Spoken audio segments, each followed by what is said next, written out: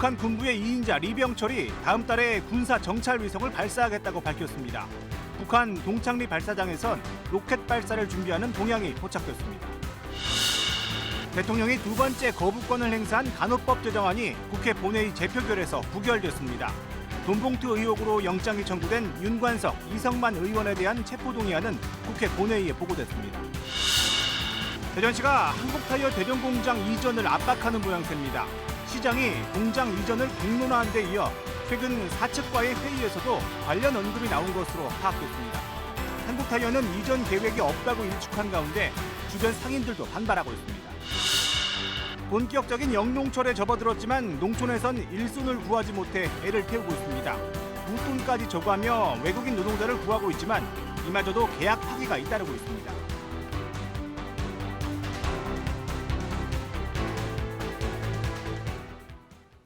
여러분 안녕하십니까. 대전, 세종, 충남 7시 뉴스 시작합니다. 북한 군부의 2인자 리병철이 다음 달에 군사 정찰 위성을 발사하겠다고 밝혔습니다. 정찰 위성을 통해 미군 등의 군사 행동을 실시간 감시하겠다고 위성 발사 목적도 공개했습니다. 황정호 기자가 보도합니다. 북한 군부 2인자인 리병철 노동당 중앙군사위원회 부위원장이 관영 매체를 통해 군사정찰 위성 1호기를 다음 달에 발사할 계획이라고 밝혔습니다. 북한이 위성 발사 시기를 직접 밝힌 것은 이번이 처음입니다. 리 부위원장은 입장문에서 오는 6월에 곧 발사하게 될 우리의 군사정찰 위성 1호기 등은 미국과 그 추종 무력의 위험한 군사 행동을 실시간으로 추적, 감시, 판별하고 사전 억제한다고 말했습니다.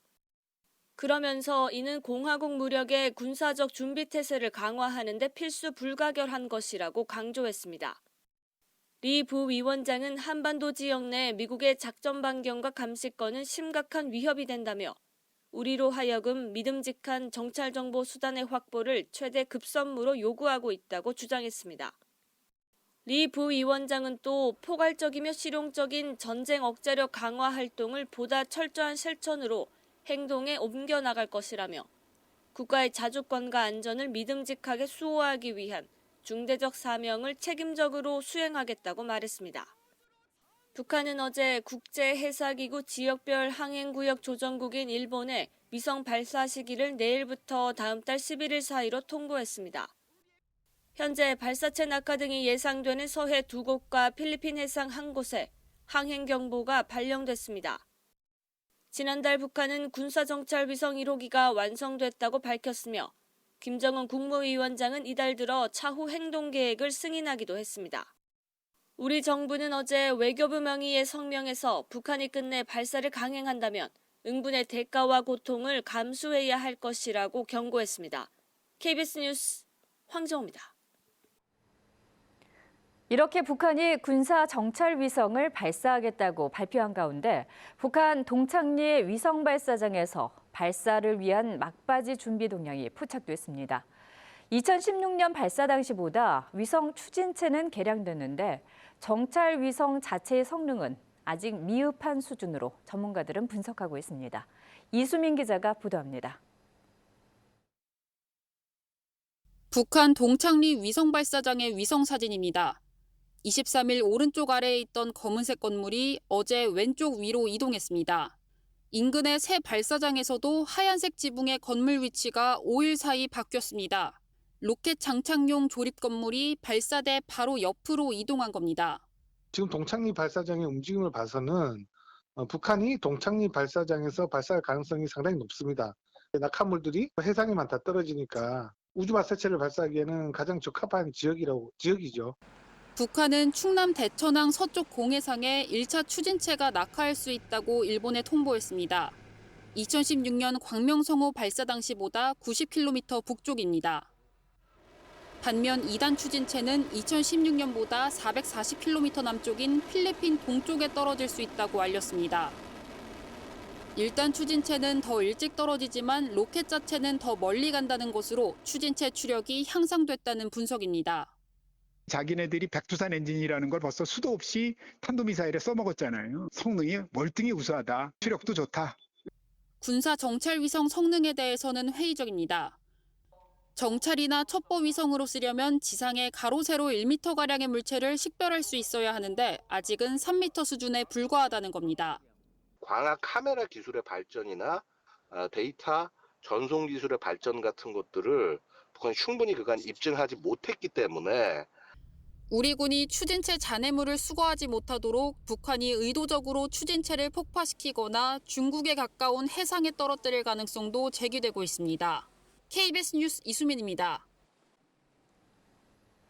윤석열 대통령이 두 번째 거부권을 행사한 간호법 제정안이 오늘 국회 본회의에서 재투표가 이뤄졌지만 부결됐습니다. 본회의 표결 직전까지 여야 의원들은 간호법을 놓고 설전을 벌였습니다. 추재훈 기자입니다. 윤석열 대통령이 두 번째로 거부권을 행사한 간호법 제정안이 국회 본회의에 상정됐습니다. 간호법 제정안 재투표는 당초 여야가 합의했던 의사일정에는 포함돼 있지 않았지만 민주당이 의사일정 변경을 신청했고 표결을 거쳐 안건에 추가됐습니다. 이어 여야 의원들의 무기명 투표가 진행됐습니다. 대통령이 다시 논의해달라며 국회로 돌려보낸 법안이 다시 본회의를 통과하려면 재적의원 과반수 출석과 출석의원 3분의 2 이상의 찬성이 필요합니다. 재투표 결과 재석 289명 가운데 찬성 178명, 반대 107명, 무효 4명으로 부결됐습니다. 부결되었음을 선포합니다. 민주당이 주도했던 간호법은 간호사의 업무 범위를 규정하고 처우 개선 등의 내용을 담고 있습니다. 해당 법안이 결국 국회 재투표 끝에 폐기되면서 간호사 관련 단체 등의 거센 반발이 예상됩니다. 앞서 표결 직전 이뤄진 여야 토론에서는 설전이 이어지며 고성이 오가기도 했습니다. 한편 오늘 본회의에서는 국회 과학기술방송통신위원장에 국민의힘 장제원 의원이 선출됐습니다. 이번 과방위원장 교체는 지난해 7월 여야 합의로 국민의힘과 민주당이 각각 과방위원장과 행정안전위원장을 바꿔 맡기로 한 데 따른 것입니다. 다만 민주당이 맡기로 한 행안위원장을 비롯한 6개 상임위 위원장 선출은 당내 이견 등으로 보류됐습니다. KBS 뉴스 추재훈입니다. 2021년 더불어민주당 전당대회에서 송영길 전 대표의 당선을 위해 돈봉투를 뿌린 혐의로 구속영장이 청구된 윤관석, 이성만 의원에 대한 체포동의안이 오늘 국회 본회의에 보고됐습니다. 체포동의안은 다음 달 12일 본회의에서 표결이 이루어질 전망입니다. 이지훈 기자가 보도합니다. 정당법 위반 혐의로 구속영장이 청구된 무소속 윤관석, 이성만 의원에 대한 체포동의안이 국회 본회의에 보고됐습니다. 5월 26일 국회의원 윤관석 체포동의안, 국회의원 이성만 체포동의안이 각각 제출되었습니다. 2021년 더불어민주당 전당대회를 앞두고 송영길 전 대표의 당선을 위해 경선캠프 관계자들과 국회의원들에게 돈봉투를 뿌린 혐의입니다. 윤 의원은 이와 관련해 선거운동 관계자들에게 금품 제공을 지시하거나 요구하고 두 차례에 걸쳐 6천만 원을 받은 혐의를 받고 있습니다. 이 6천만 원은 300만 원씩 20개 봉투에 나눠져 국회의원들에게 전달된 것으로 검찰은 파악하고 있습니다.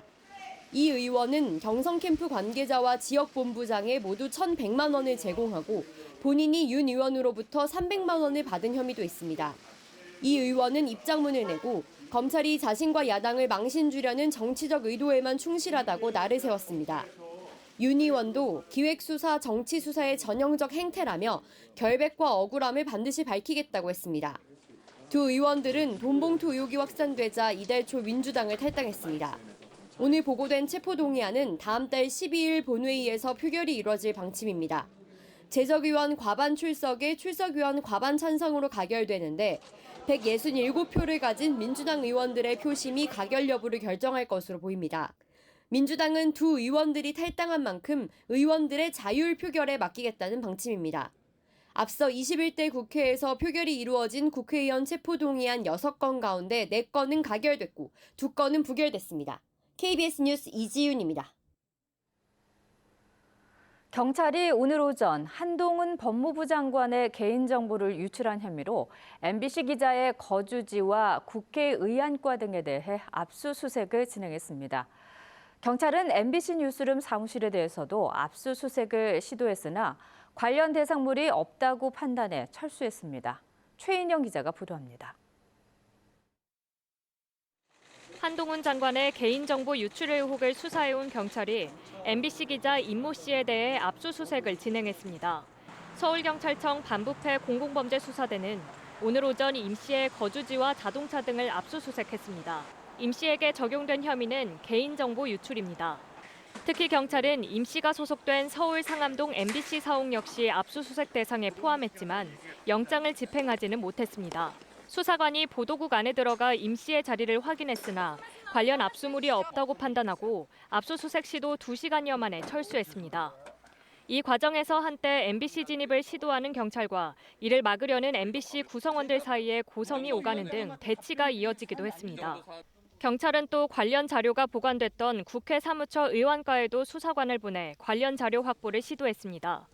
앞서 지난달 10일 무소속 김민석 강서구 의원은 한 장관과 가족의 주민등록 초본 등 개인정보가 담긴 자료가 유출됐다며 자신에게 해당 자료를 건넨 A씨를 개인정보보호법 위반 혐의로 경찰에 고발했습니다. 경찰은 해당 자료가 한 장관 인사청문회 당시 국회에 제출됐다가 외부로 새어나갔고 이 과정에 MBC 기자 임 씨가 연루됐다고 보고 있습니다.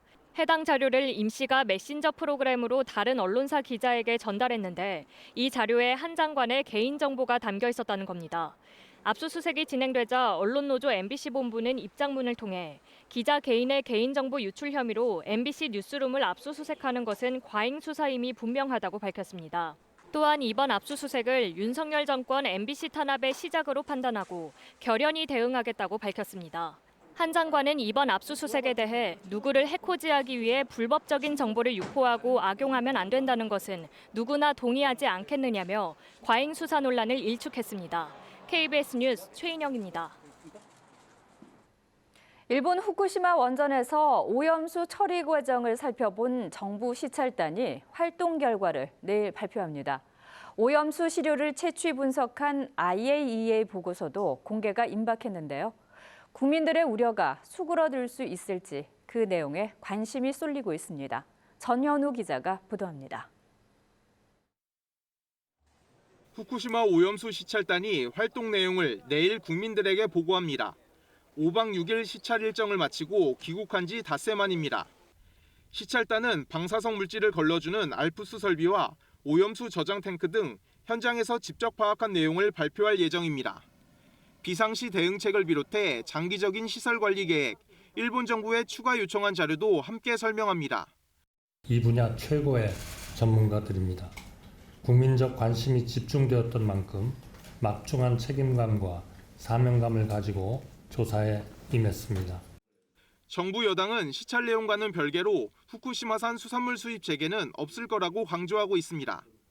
수산물에 대해서는 저희가 수입 금지를 내려놨고요. 윤석열 정부에서도 그것은 절대로 수입하는 게 없겠다라고 얘기를 했기 때문에 국제원자력기구 IAEA 조사도 막바지를 향해 가고 있습니다. 한국과 미국, 프랑스, 스위스 4개국이 교차 검증한 IAEA의 오염수 시료 분석 결과가 곧 공개됩니다. 절차적 문제에 집중했던 지난 5차례 보고서와는 달리 이번에는 오염수의 위험성을 가늠할 직접적인 내용이 담길 예정이어서 정부도 최종 판단을 앞두고 주목하고 있습니다. 안전성 평가하는 부분에 있어서 진전이 좀 있을 수 있겠다라고 말씀을 좀 드리는 거고요. 최종적으로 추가로 해야 되는 분석 작업들, 확인 작업들 이런 것들이 이루어지고 나면 종합적인 평가를 좀 할 수 있을 것이다 이렇게 생각을 한다는 말씀을 드립니다. IAEA가 포괄적 현장 검증을 진행 중인 가운데 조사 내용을 총망라한 최종 보고서는 다음 달 말 발표될 예정입니다. KBS 뉴스 전현우입니다. 네, 은행에 가지 않고도 스마트폰으로 대출을 갈아탈 수 있는 서비스가 내일부터 시작됩니다. KBS가 미리 이 서비스를 체험해 봤는데요. 실제로 얼마나 간편하고 또 대출 이자를 얼만큼 아낄 수 있는지 장혁진 기자가 따져봤습니다.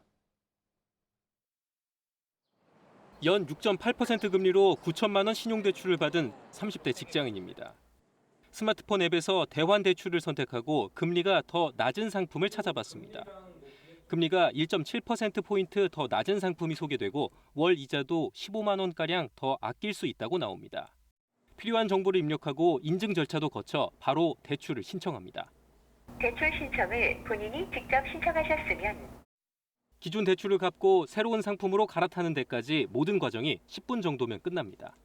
금리 0.1%, 0.2%라도 줄이려고 많이 영업점 찾아다니고 시간을 많이 쓰는데 이 비용을 바로 짧은 시간 안에 줄일 수 있다는 게 기존 대환 대출은 낮은 금리를 일일이 찾아보고 금융사도 최소 2번 가야 했습니다. 이 서비스의 핵심은 금융결제원 망을 통해 금융사끼리 기존 대출 상환과 신규 대출을 알아서 해결한다는 겁니다.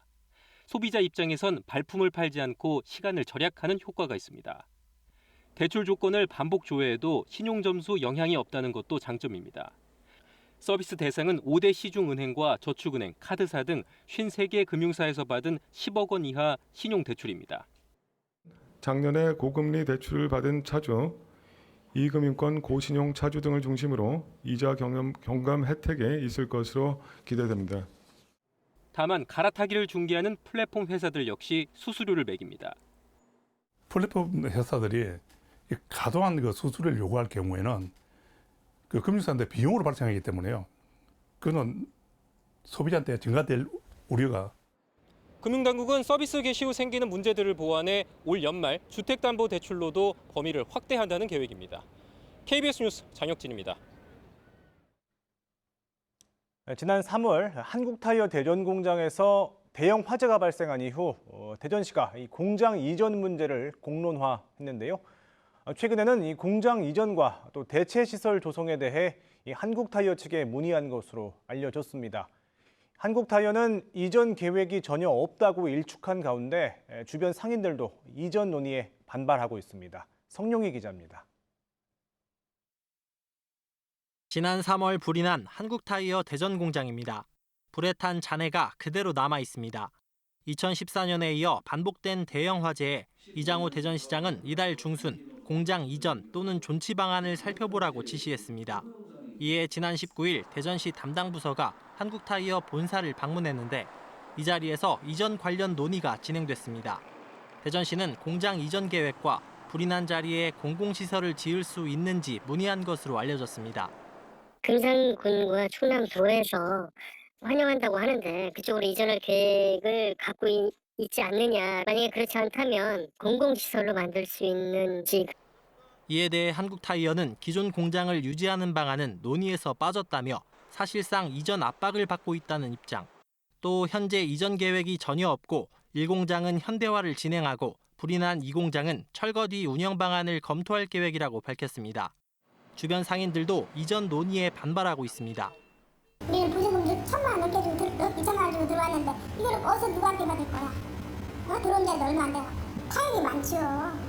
이에 대해 이장호 대전시장은 대전시 발전에 도움이 될 방안을 한국타이어가 먼저 제시하길 기다리고 있다며 다만 신산업 유치 등 체질 개선은 필요한 상황이라고 설명했습니다.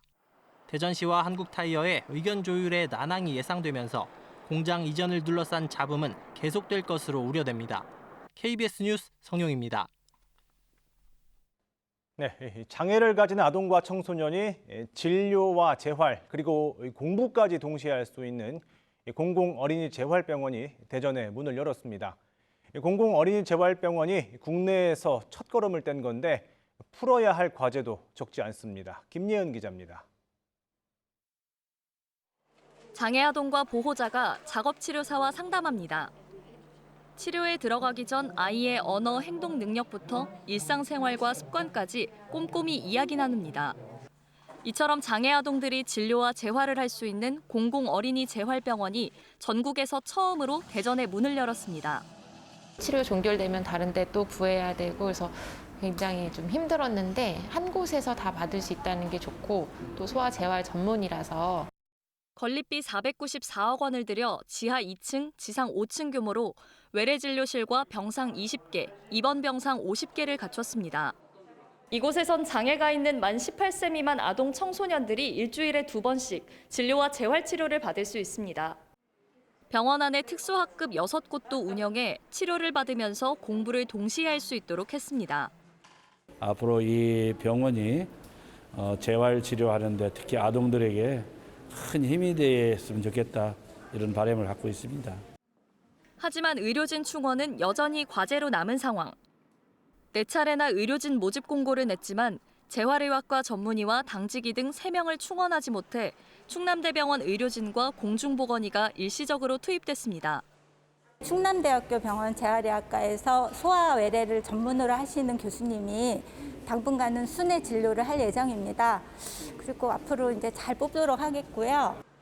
병원 측은 의료진 충원에 힘을 쏟는 한편 다음 달 12일부터 입원병동과 낮 동안 병원에 머물며 치료받을 수 있는 낮병동 운영을 시작할 계획이라고 밝혔습니다. KBS 뉴스 김예은입니다. 최근 전남의 한 농촌 마을에서 영농철 일꾼 배정을 놓고 다투다 사람이 숨지는 일까지 벌어졌습니다. 실제로 요즘 농촌에선 웃돈을 줘도 일할 사람 구하기가 쉽지 않다고 하는데 특히 소규모 농가일수록 인력난이 심하다고 합니다. 백상현 기자가 취재했습니다. 마늘 주산지인 충남 서산의 한 마을입니다. 수확철을 맞아 70에서 80대 노인 4명이 마늘을 캐고 있습니다. 예전 같으면 10명이 하던 일이지만 일꾼을 구하지 못해 고령의 주민들이 품앗이로 해결하는 겁니다. 특히 소규모 농가일수록 일할 사람 구하기가 더 어렵습니다. 대량으로 하시는 분들이 미리 다 맞춰놨고 또 조금씩은 잘 안 주려고 하더라고요, 용역을. 그 용역비도 너무 비싸고. 외국인 노동자 구하기도 쉽지 않습니다. 외국인 남성 노동자의 하루 일당은 15만 원으로 2년 전보다 30%가량 올랐는데 요즘은 여기에 웃돈까지 얹어주고 있습니다. 계약을 해도 노동자들이 더 좋은 조건을 찾아 계약을 파기하는 경우도 비일비재합니다. 내가 이제는 3일 전에 마늘 캔다고 얻었는데 그 사람들이 이제 딴 사람으로 가버린겨, 딴 데로. 그러면 동네에서도 이제 말다툼하고 싸우게 되네. 극심한 인력난에 자치단체는 직접 계절 근로자를 고용해 소규모 농가에 파견하는 인력 지원 사업을 준비 중입니다. 소농민들한테 이틀 내지 3일 동안 한 10명 정도, 5명 정도 이렇게 나누어서 배정함으로 인해서 농가한테 가셔갖고 일할 수 있게끔. 정부가 올해 역대 가장 많은 3만 8천 명의 농업 분야 외국인 노동자를 배정했지만 농촌의 인력난은 올해도 반복되고 있습니다. KBS 뉴스 백상현입니다.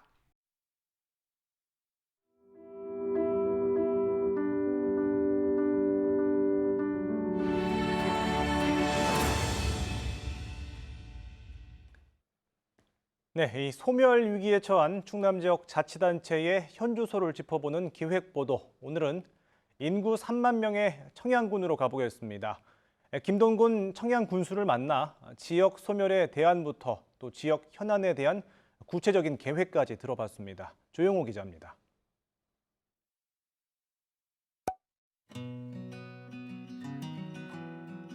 청양군 지금 인구 어떻게 지금 분석하고 계시죠? 1965년도가 피크였었거든요. 그때 인구 한 11만 5천 정도 됐어요. 고령화율이 38%예요. 그리고 지난해 태어난 아기들이 82명, 돌아가신 분은 520명. 그대로 두면은 1년에 400명, 500명씩 계속 인구가 줄 수밖에 없는 구조거든요. 인구 5만의 자족도시 기반을 좀 만들겠다 이렇게 공약을 하고 추진을 하고 있는데 어떻게 보면 공헌 얘기로 들릴 수가 있어요. 어떻게 3만 명을 5만 명을 금방 만들겠어요. 인구 증가 관련해서는 특히 이제 우리가 산업단지를 조성을 하고 있습니다. 산업단지가 조성이 되면 인구가 한 3천 명 정도 유입이 가능할 거로 보고 있고 도 단위 공공기관을 4개를 지금 새롭게 지금 추진을 하고 있거든요.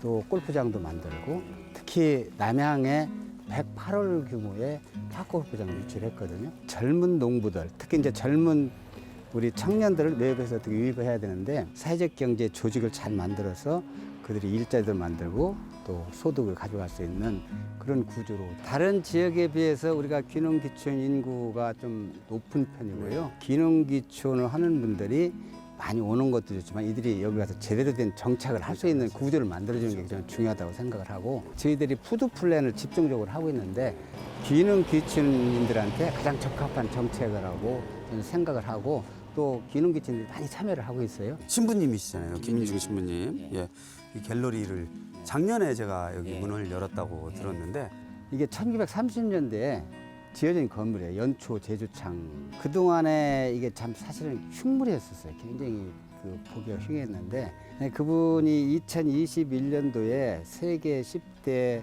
스테인드 글라스로 이렇게 선정이 될 정도로 아주 그 유명한 곳인데 이 내부에는 한 600여 점의 작품들이 전시가 돼 있습니다. 청양 군민뿐만 아니고 외부에서도 많은 그런 관광객들이 좀 찾고 계시거든요.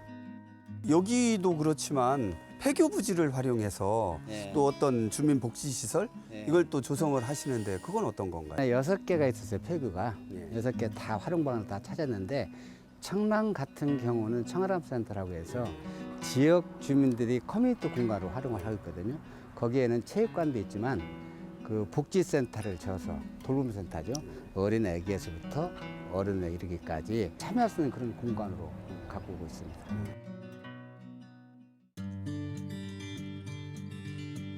금년에 24회째예요. 9월 1일부터 3일까지 이렇게 3일간 우리 백설공원에서 진행이 되는데요. 그동안은 이제 지역의 농산물을 판매하는 그런 축제가 있기 때문에 금년은 조금 더 격을 좀 달리해서 산지, 고추 재배해서 수확하고 하는 그런 참여라든지 또 구자를 수확한다든지 그런 참여형 축제, 어떤 스토리를 좀 입혀서 좀 재미있고 그런 흥미있는 그런 축제로 좀 바꿔나가려고 합니다.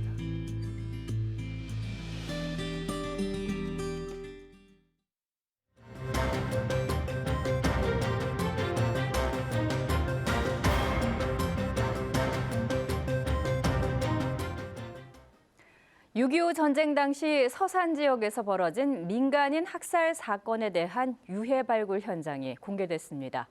20일간의 발굴 끝에 60여 미터의 참호 안에서 민간인 유해 70여 구를 찾았습니다. 보도에 정재훈 기자입니다. 서산 봉화산 능선을 따라 기다란 참호 하나가 나옵니다. 2008년 1기 진실화해위원회로부터 6.25 전쟁 직후 해군과 경찰에 의해 사적 감정에 의한 보복살인이자 집단 학살이 일어난 곳으로 규명된 장소입니다. 파내어진 참호 안에는 유해와 함께 고무신과 단추, 그리고 총살 흔적으로 보이는 국군이 사용한 탄피가 나왔습니다.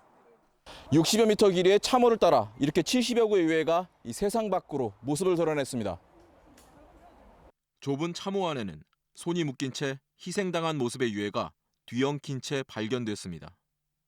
앞으로 손이 묶여서 이렇게 확인되는 유해도 있고 또는 뒤로 묶인 것처럼 보이는 그 유해도 있습니다.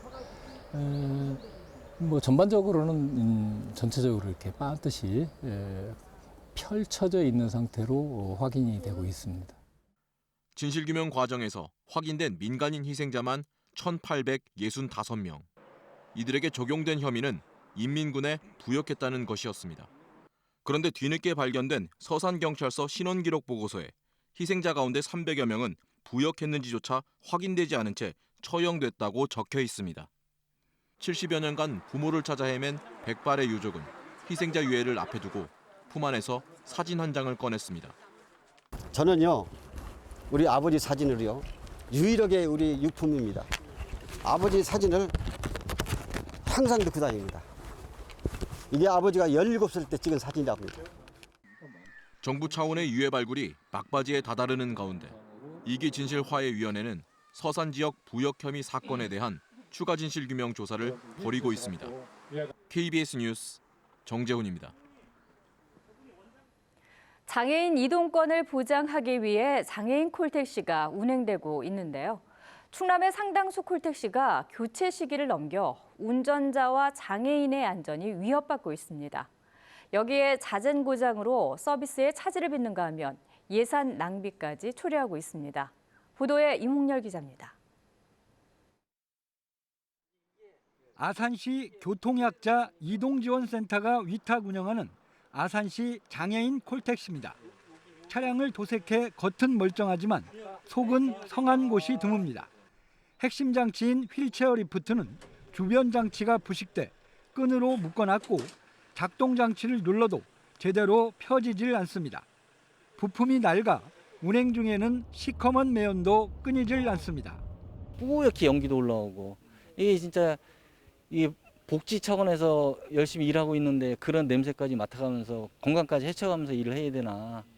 아산시 장애인 콜택시 가운데 9대가 차량 교체 주기인 7년을 넘겨 12, 13년 된 차량도 있습니다.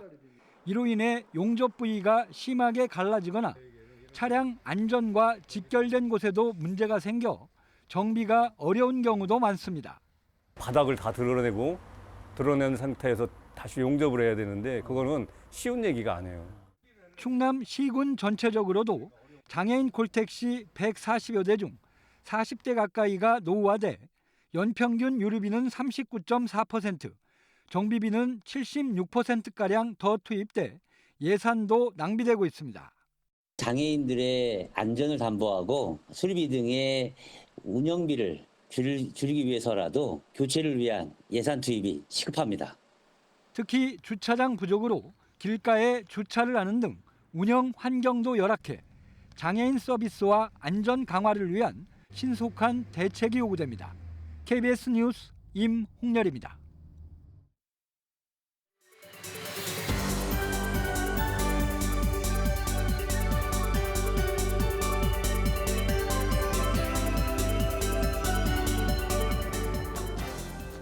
뉴스의 깊이를 더하는 시간 뉴스 더하기 김현수입니다. 우리나라를 비롯한 세계 각국에서는 일회용품을 줄이기 위한 각종 정책 활발히 펼치고 있죠. 저도 오늘 점심에 커피 마시면서 일회용 컵 대신 개인 컵을 사용했는데요. 세종시와 제주도에서는 음료를 일회용 컵에 받을 경우 300원의 보증금을 받고 이 컵을 반납하면 보증금을 반환해주는 일회용 컵 보증금 반환제도 시범 사업이 지난해 12월부터 시작됐고요. 전국적으로 각종 일회용품 사용 규제도 확대되고 있습니다. 하지만 이런 일회용품 사용을 피하기 힘든 곳도 있습니다. 바로 장례식장인데요. 짧은 기간 한꺼번에 많은 조문객들을 맞이하다 보니 상주나 장례식장에서도 편하게 한 번 쓰고 버릴 수 있는 일회용품 사용을 선호하게 되는 겁니다. 실제로 환경부 조사에 따르면 장례식장 한 곳에서 1년 동안 배출되는 일회용품은 모두 11톤, 일회용 수저로 약 183만 개 분량입니다.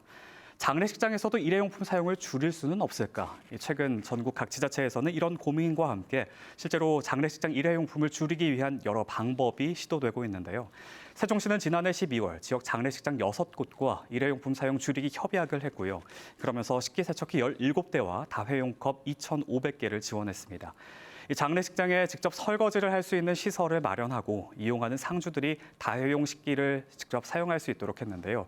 상주 입장에서도 일회용품을 사용하지 않을 만큼 장례비를 아낄 수 있습니다. 그렇다면 시행 이후 반년이 지난 지금까지 일회용품 사용이 얼마나 줄었을까요? 손님분들이 몰리는 시간이 또 딱 있잖아요. 네, 그때 좀 식기세척이 어려운 부분이 있고 100% 다 다회용기 사용하는 데는 솔직히 지금 없고요. 뭐 이제 병행으로 일회용품하고 뭐 다회용품하고 좀 사용하는 경우도 있고 아니면은 뭐 이제 수저나 컵 같은 거 그렇죠. 이런 것만 다회용품으로 사용하는 경우도 있고. 세종시 사례에서 가장 큰 문제는 이 다회용기의 세척 문제였죠. 이 문제를 해결한 지자체가 경남 김해시인데요. 이 김해에서는 장례식장 다회용기 공공세척장을 만들어서 지난 1년 동안 시범 운영했습니다. 상주들은 사용한 다회용기를 한 곳에 모아두기만 하면 되고요. 그러면 장례식장이 수거해 공공세척장으로 보냅니다. 이곳에서 고압 세척과 헹굼, 살균, 소독까지 마친 다회용기는 완전히 건조된 다음 다시 새 것처럼 포장돼 각 장례식장으로 배달되는데요. 사실상 일회용품을 사용하는 것과 같이 편리하게 다회용기를 이용할 수 있는 겁니다. 김해시에는 다음 달 더 큰 규모의 공공세척장이 준공될 예정이고요. 창원시와 거창군도 같은 방식의 장례식장 공공세척시설 운영을 앞두고 있습니다. 이 소식을 접한 누리꾼들은 장례식장은 왜 항상 일회용품을 써야 하는지 의아했는데 너무 좋은 방법 같다. 전국으로 확대되면 좋겠다. 이런 반응을 보였는데요. 세종시도 다른 지자체의 움직임을 예의주시하고 있었습니다. 저희가 장례식장에서는 아직도 일회용품이 많이 사용되고 있다 보니까 타 시도에 좀 좋은 사례들을 좀 많이 보고 있습니다. 저희도 추후에 좀 다른 지원 방안이 있는지를 좀 내부적으로 좀 검토는 하고 있습니다. 장례식장 다회용품 사용의 또 다른 걸림돌은 이 개인별 가입된 상조라든가 직장에서 제공되는 일회용품인데요. 결국 모든 문제가 해결되기 위해선 장례식에서 일회용품을 사용하는 관습 자체가 바뀌어야 하는 겁니다. 왜 우리는 마지막 가는 길에도 일회용 쓰레기를 남기고 가야 할까요? 한 환경단체가 던진 질문입니다. 편리함을 이유로 당연하게 사용해왔던 장례식장 일회용품. 고인의 마지막 존엄함을 지키면서도 남은 자손들에게는 더 살기 좋은 미래 지구 환경을 물려줄 수 있다면 얼마나 좋을까요? 지금까지 뉴스더욱이었습니다.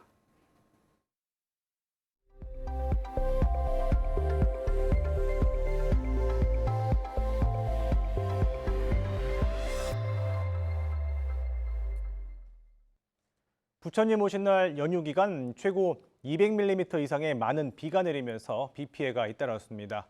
어제 저녁 7시 10분쯤 금산군 군동면의 한 주택 뒤 옹벽이 붕괴하면서 주택 일부가 파손돼 80대 집주인이 다쳤습니다. 또 충남에서만 주택 6채가 침수 피해를 입었고 산사태도 한 건 발생했습니다. 대전에서도 나무 쓰러짐과 시설 침수가 각각 한 건씩 발생했습니다. 홍성 산불의 원인 규명이 어려움을 겪고 있습니다. 홍성군은 지난달 2일 홍성군 서부면 일대 야산에서 발생한 대형 산불의 원인을 조사하기 위해 국립산림과학원과 경찰, 또 소방당국과 함께 현장 감식을 벌였지만 화재 원인을 확인하지 못했다고 밝혔습니다. 홍성군은 실화 가능성을 두고 참고인 조사도 진행했지만 유력한 증거를 확보하지 못했다며 조만간 사건 종결 여부를 결정할 방침이라고 밝혔습니다. 아산의 한 고속도로 건설 현장에서 60대 근로자가 굴착기에 깔려 숨졌습니다. 고용노동부 천안지청에 따르면 어제 오후 3시 30분쯤 아산시 인주면의 서부 내륙 고속도로 1209 건설 현장에서 60대 A씨가 발파 작업을 하던 중 굴착기에 깔려 숨졌습니다. 고용노동부는 중대재해처벌법 위반 여부를 조사하고 있습니다. 대전 녹색연합 등 대전 지역 시민단체가 보문산 개발 계획 철회를 촉구했습니다.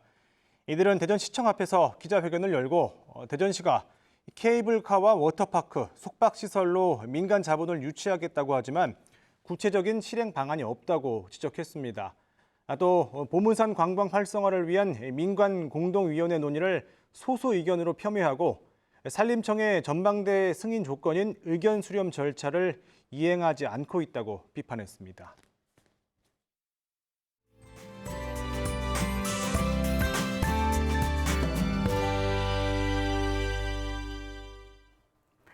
연휴가 끝나고 일상으로 돌아온 오늘 낮 기온도 다시 크게 올랐는데요. 내일도 한낮에는 다소 덥겠습니다. 낮 최고 기온 대전이 27도 등 대부분 지역이 27도 안팎까지 오르겠습니다. 낮 기온이 올라 대기가 불안정해지면서 충남 북부와 남부 서해안을 중심으로는 저녁까지 5에서 20mm가량의 소나기가 내릴 가능성이 있겠습니다. 돌풍과 천둥, 번개를 동반하거나 쌀락 우박이 떨어지는 곳도 있어서 안전사고에 각별히 유의하시기 바랍니다. 내일은 전국이 종일 맑은 가운데 낮 동안 자외선이 매우 강하겠고요. 원활한 대기 확산으로 공기는 깨끗하겠습니다. 자세한 지역별 내일 날씨 보겠습니다. 아침 기온은 오늘과 비슷하겠습니다. 금산이 14도, 공주가 15도로 시작하고요. 낮 기온은 세종이 27도, 논산이 28도까지 오르겠습니다. 충남 북부 지역의 아침 기온은 천안이 14도, 아산은 16도, 한낮 기온은 당진과 내포가 27도를 보이겠습니다. 충남 남부 지역의 아침 기온은 청양이 15도, 낮 기온은 부여가 28도까지 오르겠습니다. 당분간 서해 중부 해상과 해안가로는 안개가 짙게 끼겠습니다. 안전에 주의하셔야겠고요. 내일 물결은 1.5m 높이까지 일겠습니다. 주 후반에는 대체로 구름 많은 가운데 낮더위가 이어질 전망입니다. 기상정보였습니다. 네, 오늘 준비한 소식 여기까지입니다. 7시 뉴스 마칩니다. 시청해주신 여러분 고맙습니다.